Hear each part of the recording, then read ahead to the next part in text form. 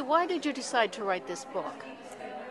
I decided to write this book as an opportunity to offer some of the projects and designs that I've been working on for the last few years out to a general audience. I think there's a real interest in either just learning the craft of making jewelry, and then those that want to take it a bit farther are actually turning it into a small business. So, what skill level would you say is this book going to appeal to?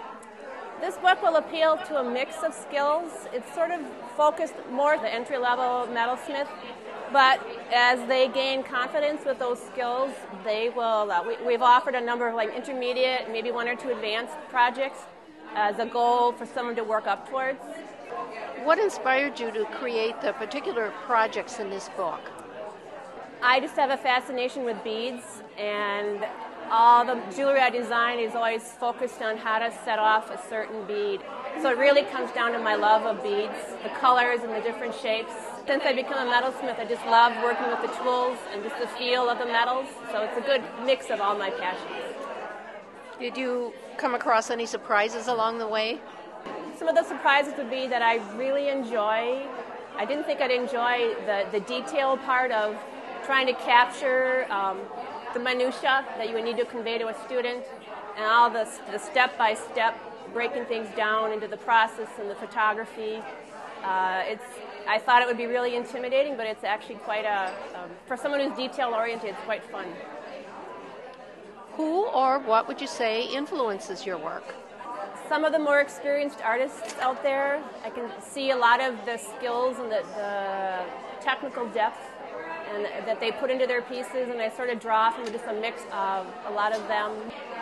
How would you say this book is different from those on the market today? Like, what makes it really unique? I think my style is a bit unconventional. It's sort of a little more challenges what's normal and accepted. It's sort of big and bold and flashy designs. I like big jewelry, and so my designs will feature that sort of a look. What have you learned from teaching classes that you incorporated into this book? You never stop learning. I just took a class today. You can always learn something from another teacher. You can learn from other students.